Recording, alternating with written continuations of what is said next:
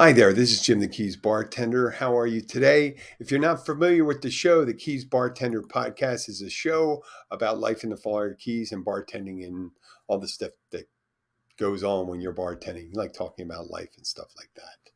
On today's episode, we're going to be talking about a continuation of our 12 drinks of Christmas, and this will be the sixth drink of Christmas, and it'll be the Cran Apple Cider Cocktail. It's a hot Cran Apple Cider Cocktail. And also I have a retraction. It's not a retraction of what I said, but it's kind of like an addendum. It's more of an addendum, but I'm putting it as a retraction. It's about what I said about my eggnog. My father took umbrage at the comment he said. He says, well, didn't you like my eggnog? And I did like his eggnog, so I'm going to give his recipe. Also, Abby and I had a friend visiting. I wanted to go over what you do in the Keys and what I did to give them a whirlwind tour because it was their first time in the Keys. And I want to show a short video of one of the places we went to, and maybe I could show some of the other ones at another time.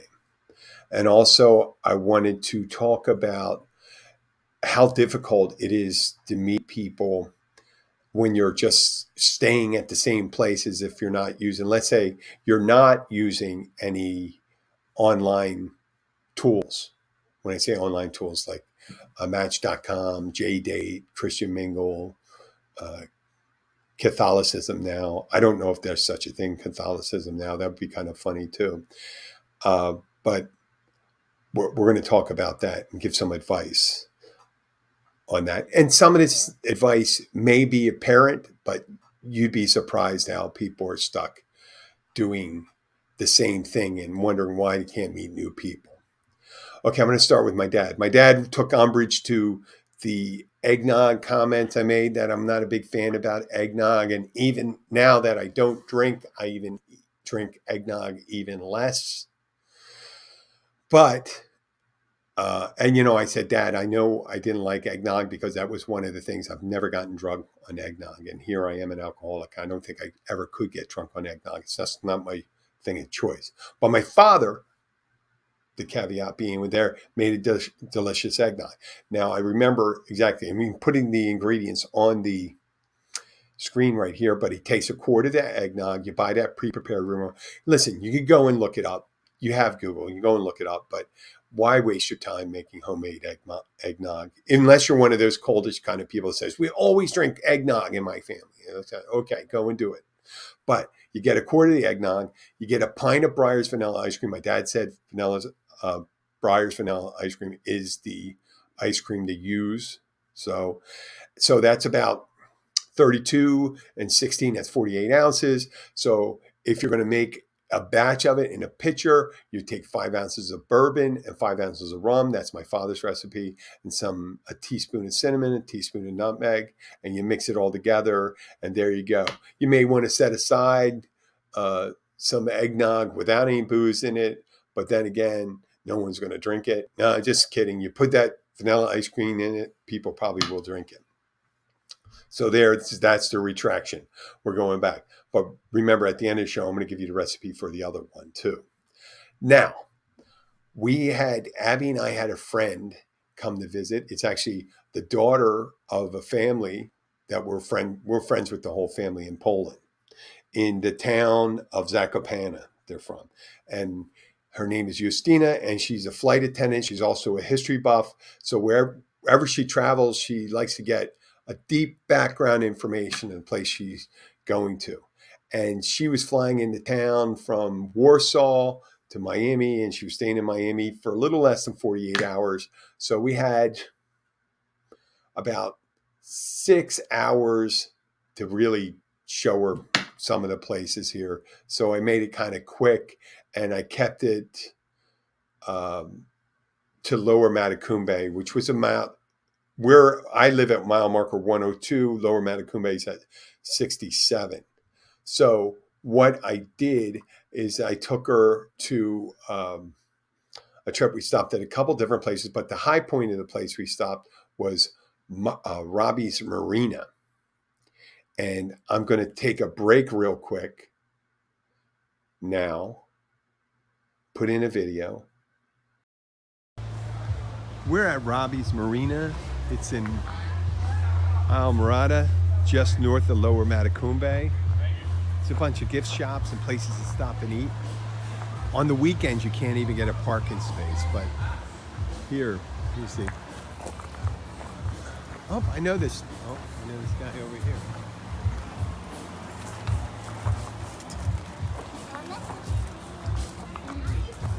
There's a lot of shops.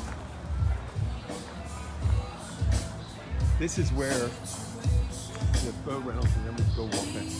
Hey, how you doing, man? What's happening? Good to see you, buddy. Oh, they got a photo with Dana.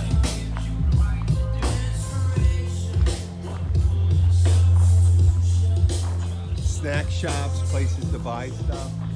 And we're gonna go in and feed some, what the heck is the name of that fish?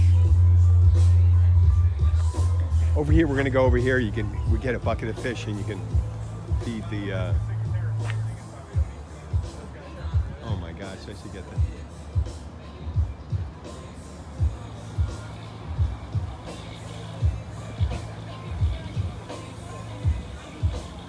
I may even take the sound out of this.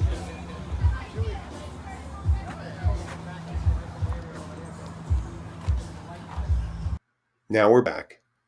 You see what I show you? So Robbie's, the fish I was thinking of when I was trying to give you a description of when I was talking on the video was the tarpon. It's a sport fish, but it's not for eating. It's like sailfish or marlin, things like that. You know, they just catch them, and tarpon grow to about 6 feet, and they're voracious eaters. And you can go to Robbie's and you can buy a bucket of fish, and you can hand feed the tarpon. And it's pretty exciting. And some people, you know, they come up and they snap at it real quick, but they have these rigid teeth, and they don't really tear anything. They're more gobblers. You know, they just gobble that fish down.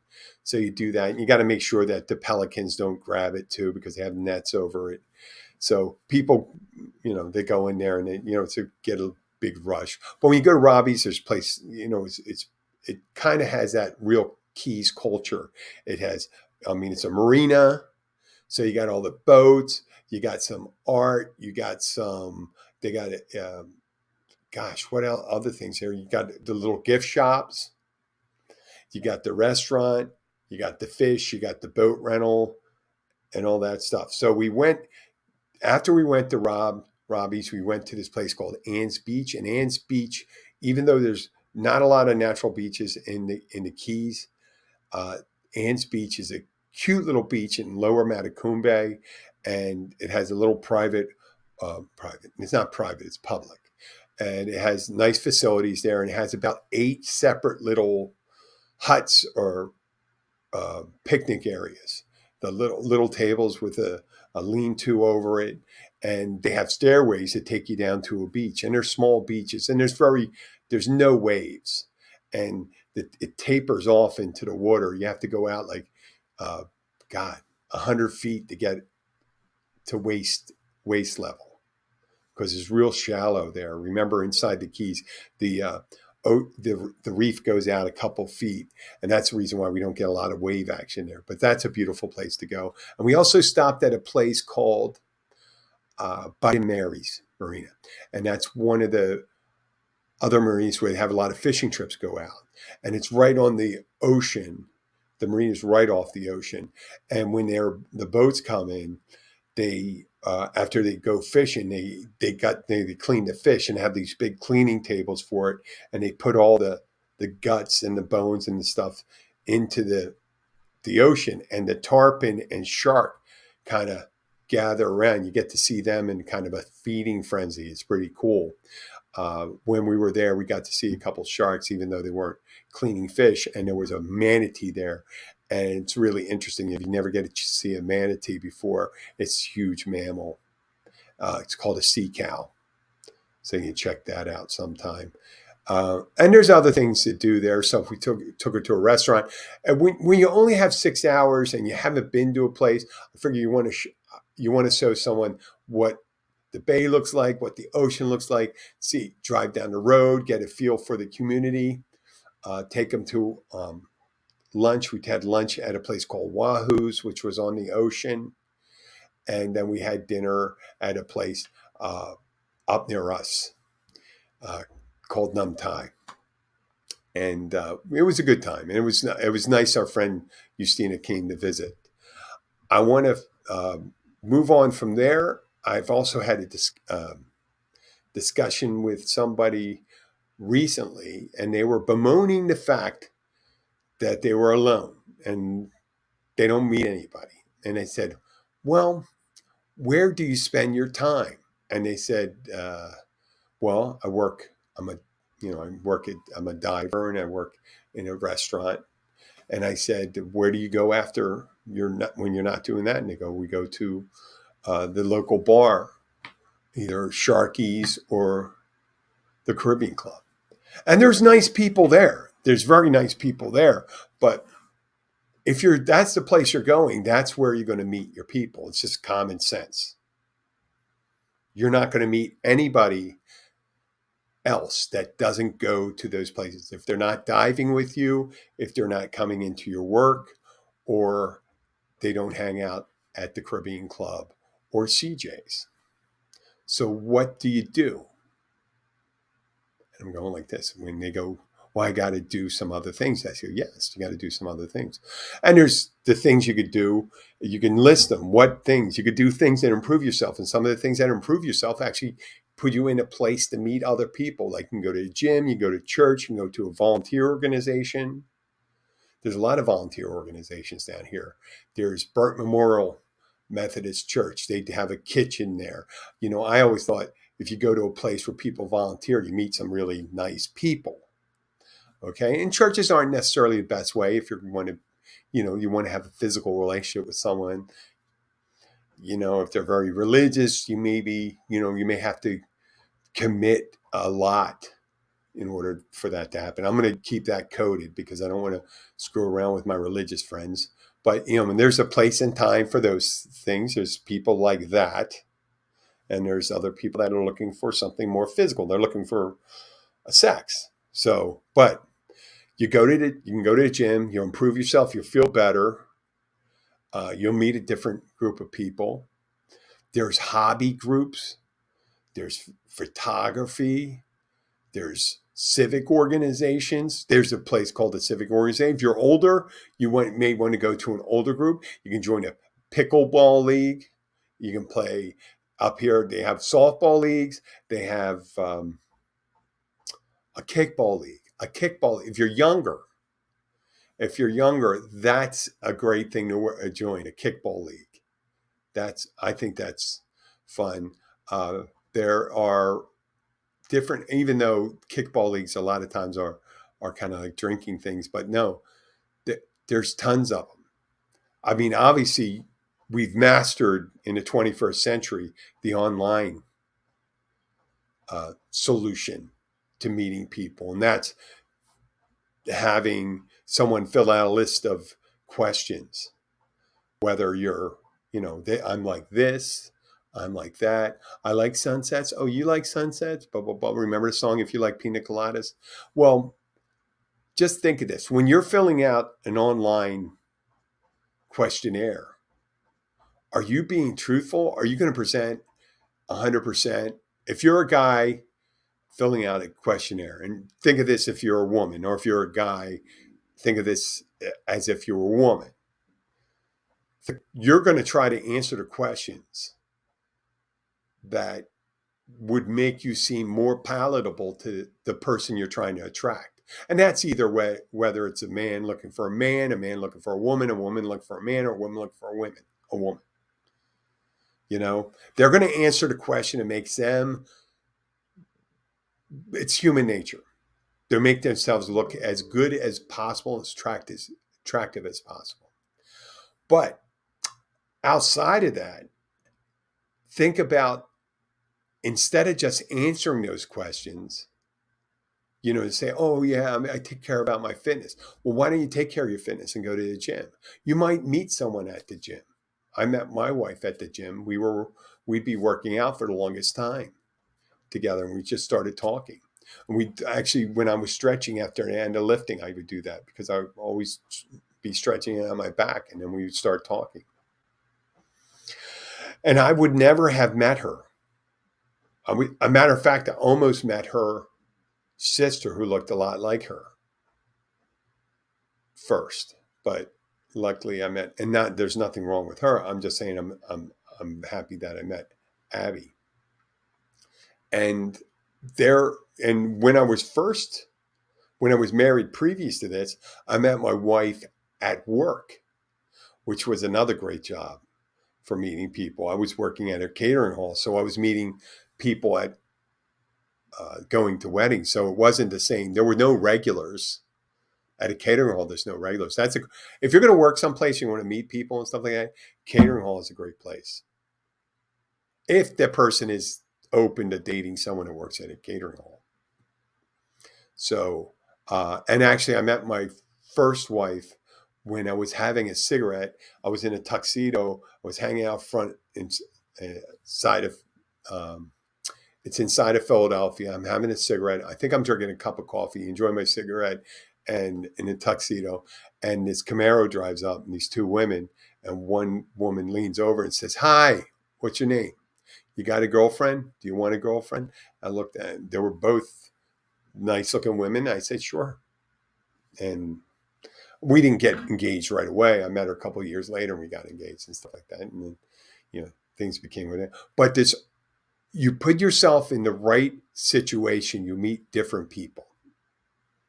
You just got to move. You got to move from the normal places. And I'm not saying you have to move out of town, because there's whole groups of people right where you are that you don't really meet. Now, if you're in a really small town, you probably pretty much know everyone. So good luck there. Good luck there. I always said with my thing, if in the old days, back in the 20th century, when someone gave me a area code that was different from my area code, and that mean that you could be upwards of 20, 30 miles away. If I was in a big city, when I lived in Philadelphia, I said, if I need to go further than 10 miles to find a date in a metropolitan area, then I'm being too picky. And last night, someone used the old saying, every pot has its lid. In Philadelphia, we used to say every trash can has its lid. I guess the pot is a nice thing. Every pot has its lid. It's probably a nicer way to say it. Okay, I'm going to wind this up with our sixth drink. And okay, so I did mention hooking up is a lot like fishing. So if you're going to fish in saltwater, you're going to get saltwater fish. If you're going to in freshwater fish, deep sea fishing, and all that stuff. So that's where you're going to go. If you want a nice religious person, go to the church. If you want someone that's politically active, go to that. So there's a good metaphor. Hooking up is a lot like fishing. And it's not just when I say hooking up, not just for the short term, but there's nothing wrong with the short-term relationship, short-term physical relationships either. They serve a purpose in life. Not all relationships have to be long-term, because it's good meeting a variety of people sometime. I'm not suggesting why you're in a relationship. Okay, we're going to finish up with that drink. This sixth drink of Christmas is sixth. It is sixth. And I'm still hoping that I can get to all of them, because it's the 16th. I got 9 more days. And oh, no, I have till January 6th. Okay, this drink is the Cran Apple Cinnamon Cocktail. Now, you start out with a crock pot. I suggest you keep it around 180. Don't put the vodka. I would not put the vodka in, or the rum. You can use rum or vodka in this. I would, with any of these ones that are ciders and things like that, you can always add the liquor afterwards. I mean, if you can use Cran Apple Cinnamon cocktail. You can put rum, vodka, whiskey. There's great apple whiskey. There's a Cran Apple whiskey. There is a Captain Morgan apple. You got cranberry vodkas. or you can just use regular. You don't actually, since you're having the other ones. So, like I said, add the liquor afterwards. If you do add it before and you want to keep it all mixed together, then you don't want to go over 160 degrees, because at 160 degrees, that alcohol starts cooking off. Okay, so you put it in a crock pot. You take 1 quart of cranberry juice, 1 quart of apple juice. You take a cup of fresh cranberries, one sliced apple. You can add cherries if you want, or oranges, but I have a tendency not to go too busy with things, because then you just have a lot of junk going on, and then people start getting, they it, you can put a whole lot of stuff in your drinks, but sometimes less is more. And then I did not mention 1 teaspoon of cinnamon, just 1 teaspoon of cinnamon. Now, if you need a little more, do a little more with that. And I would let that to get to know the fruit and stuff like that for like an hour, hour and a half. Get that apple, get that cranberry in there and stuff like that. The fresh cranberry actually adds to the cranberry. It's nice. And you can serve it in a glass or a ceramic coffee mug. I would, when you're serving something hot, it's nice to have the little handle for it, so you drink it, like this. So that's it. The 6th. I'm going to come to you with a 7th. I'd like to thank you for listening. I will be back on I'll be back probably this weekend. I'll talk to you later. Have a great day. Bye.